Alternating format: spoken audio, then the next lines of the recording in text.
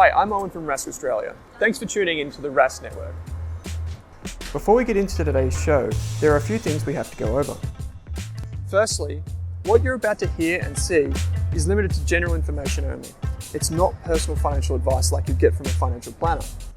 Also, it's important to remember that past performance is not indicative of future performance. That means that anything that's happened in the past, or we say today, is not necessarily going to reflect what happens in the future. Lastly, please consider that any of the guests or myself are featuring on this program may have a financial interest in some of the products or shares mentioned. That's enough from me. I hope you enjoyed today's program.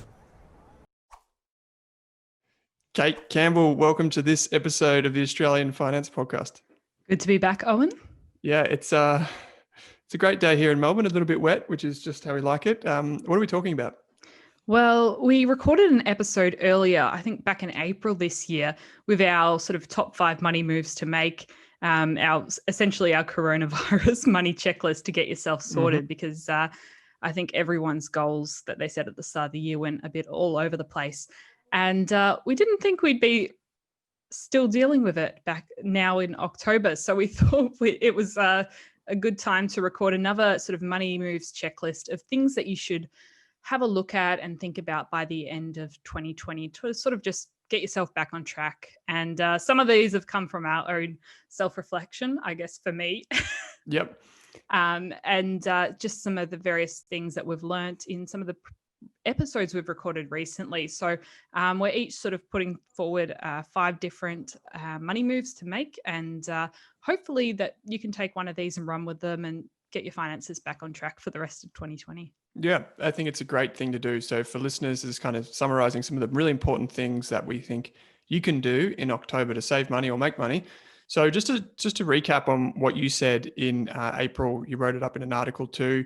You suggested doing 5 things. That was cancel your direct debits, start prepping for tax time, pick one financial topic and learn about it, set up and automate your accounts. I know you do that, and sort out your super. So we've got some extras to go on top of that and some new pieces too. So we're going to try and keep this concise. We love to talk finance, so it often goes on for forever, but we're going to just go, you go, I go.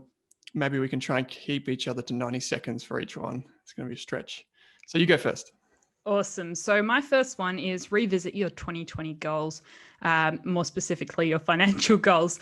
So you might not have looked at them for a few months. I mean, I don't think I have looked at mine too much this year, but have a look. Is there any that are salvageable? Are there any that maybe if you made some slight adjustments could still be achievable by the end of the year? Or maybe you had a goal of saving 10,000 and now you might think 1,000 is more achievable. So set yourself a smaller version of whatever goal you had at the start of the year and just try and work towards that by the end of the year. And maybe your goal might be improve your financial literacy skills. So we've actually got a whole heap of free courses, free finance courses that we'll link to in the show notes as well. So you could pick one like the beginner ETF course and just try and master that by the end of 2020. And then you've ticked off one financial goal for the year. Cool. I like it. Yeah. Just to reiterate that, we had someone write in, Rowan, was it? And he wrote in to say effectively that I didn't even know you had courses. So yeah, yes. we have lots of courses. So yeah, it's funny because he listens to the show. We hadn't said that we have courses, and then he Googled and he found our courses. He's like, wait a second, what's going on here? So yeah, if you haven't already taken one of our courses, go and check them out. There's heaps of free stuff online. Okay. My number one, and it's going to be it's so much fun to talk about, which is tax. Get your tax return done before the end of October. So typically, if you're doing your tax yourself, you've got till the end of October to file your tax return. So if you're filing a tax return now, chances are it's for the year ended June 30th, 2020. So a few months ago, that's the 12 months to that date. And you've pretty much got to the end of October. However, if you're going through a tax accountant, they may have a bit more wiggle room in terms of you not getting fined for anything and it being overdue and stuff like that. But hey, if you do your tax return sooner, there's a chance you could get a refund sooner. So that's a good thing. I put that one off for a few months, but I finally got it in and sorted it out about 2 weeks ago.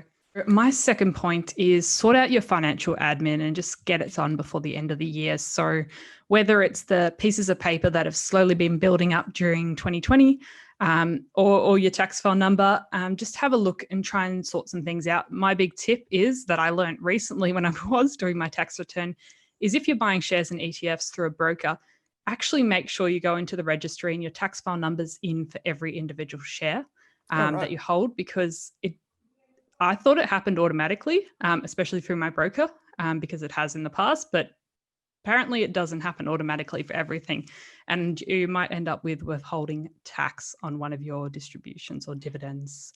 And that's always fun to have to claim that back at tax time. So that's just my tip in your admin sorting out for the year. So try and get everything sorted to end the year in a much more organized manner. Yep, cool. And then if you do it now, you set it up properly, next year will be easier. The year after that will be easier again. So my one is also on the investing front, surprise, surprise, is just if you haven't invested yet, pick something and invest in it. Doesn't matter if it's $500 or if you're using one of the micro investing apps, if it's $10, if it's $10,000, if you haven't invested yet, do it. One of the things that I've been dealing with lately, which comes from a lot of our members, but also from, just the general financial community, is Trump versus Biden. What's going to happen in the US election? I tell you what, none of it matters. What really matters is long-term wealth creation. One of the people that I follow here in Australia on Twitter, who likes to keep a low profile, put out a tweet the other day, which is quite rare for him. He said, investing is for life, not until the next market crash. And that is so true. It doesn't matter what the presidential election, like whatever unfolds, just keep investing, accumulating wealth over time. Absolutely. So my next one, and we covered it on our recent episode, is find a better deal on your health insurance. And after going down the rabbit hole that is health insurance, private health insurance specifically, there are so many comparison sites. For example, Choice, iSelect, and the government's private health website, which is free, that you can compare your different policies and see if you're getting the best deal. If you're already paying for it and whether it's worth it in your situation. I think even Choice had a little questionnaire that you could put in your details like salary and age and circumstances, and it could actually spit out whether you should financially get private health insurance. So that's definitely something to have a look at. And also definitely consider if you have the right level of ambulance cover. It's not that expensive. And if you don't have it, and you can get it separately to private health insurance, it is very expensive if you have to have a quick drive to the hospital in the ambulance. So Totally. Yeah, that's definitely the biggest takeaway from that episode is make sure you've got ambulance cover. Yep. And in that episode, we actually explained some of the things you can look for to save money. I personally would use the privatehealth.gov.au website. That's where I go. And I just scroll through things there. So my number 3 is going to sound a little bit weird and complicated for some people, but it's actually really important, which is the super spouse contribution. So, we all have our super funds. I have my super, my partner has hers. She could put money into my super account and then maybe claim a tax offset.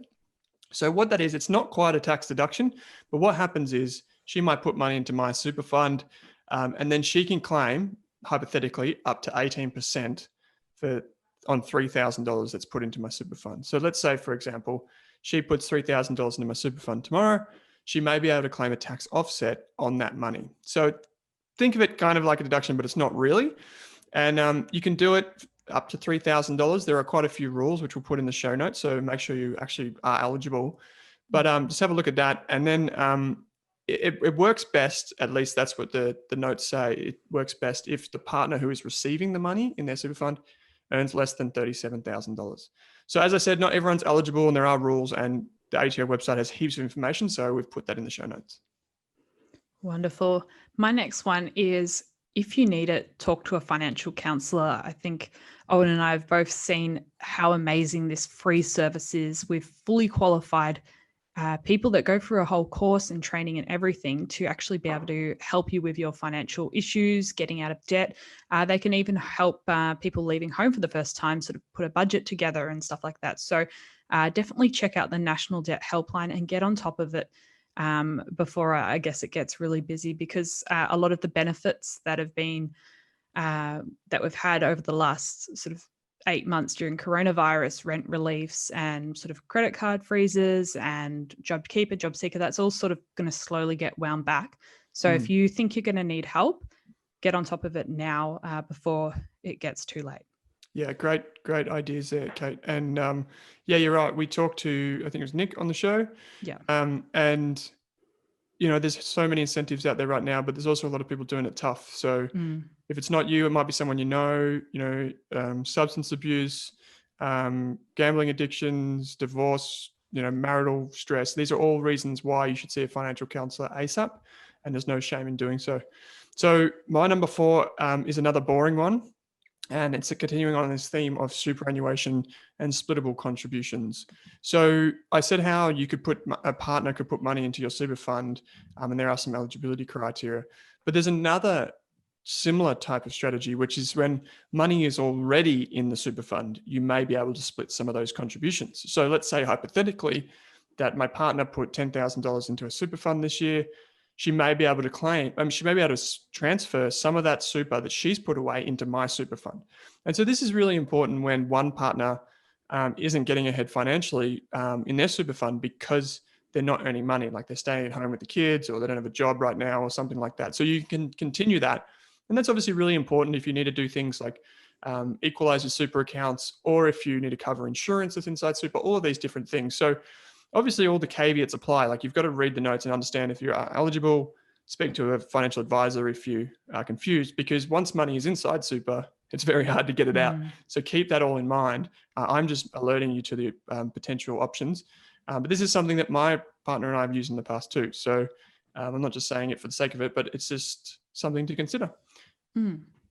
Absolutely. And my last one is, although you probably don't want to hear it right now, start planning for Christmas. I know it's going to be quite a different Christmas this year. We're not necessarily going to be able to see all our family. I mean, I'm hoping my sister's going to be able to come into the state, but who knows? It's going to be quite uncertain. But at least if you start thinking about it now and putting some money aside, it can be a really stressful time financially for people. So even just $5 a day for the next 60 days would mean you've got a Christmas fund of $300 by the time December rolls around, and maybe you could double that. So just start thinking about it. Start putting a little bit of money aside as you can. Maybe you want to sell some extra things, or just sort of put a few extra % of your savings aside for your Christmas fund, just so it's less stressful by the time Christmas gets around. And a couple of ideas this year, if you are thinking about giving gifts, is just supporting regional and small Australian businesses as much as possible. And I think a really good way to find these businesses, if you don't know too many around you, is if you use Instagram, there's actually a hashtag Small Business Australia that the business owners use. So you could actually try and find some whatever you're looking for, but created or made by a small business as well. Or there's also a lot of Facebook groups that support small businesses as well. So that could be something you have a look at. Yeah, that's great. I think it's a wonderful initiative.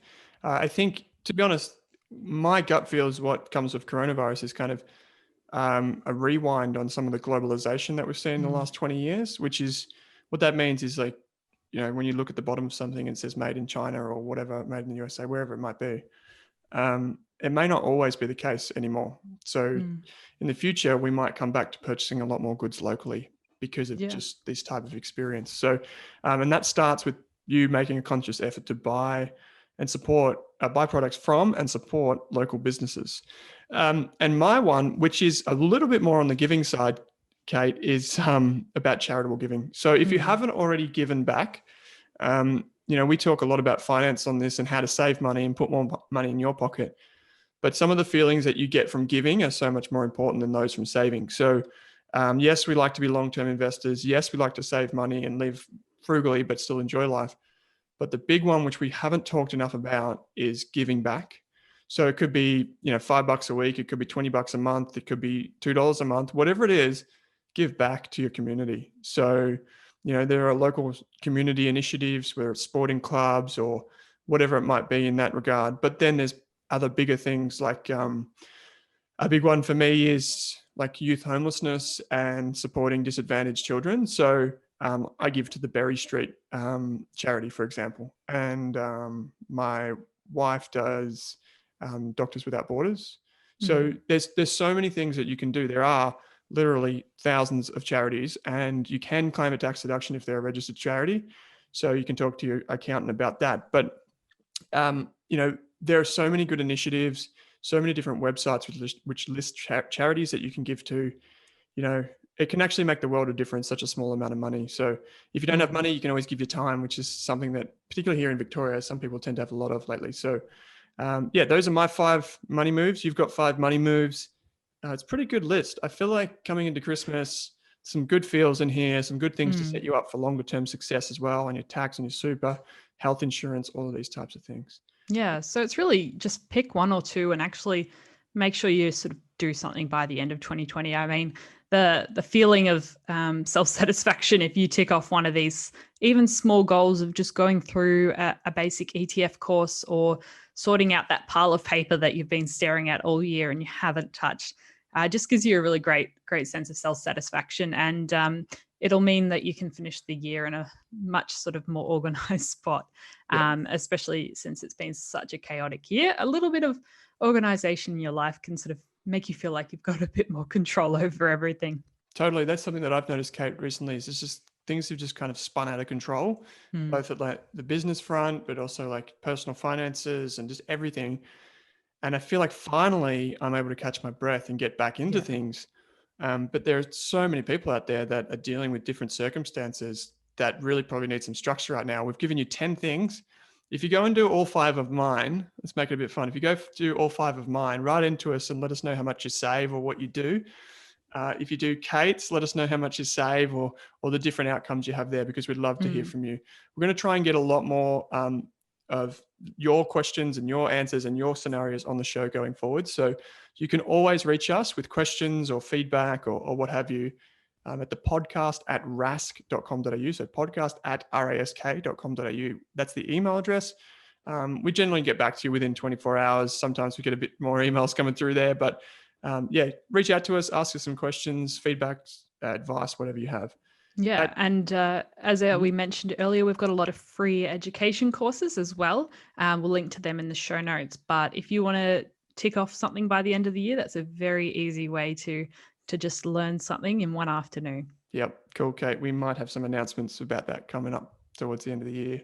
Wink, wink. So cool. All right, Kate, as always, thanks for joining me. Thanks for listening.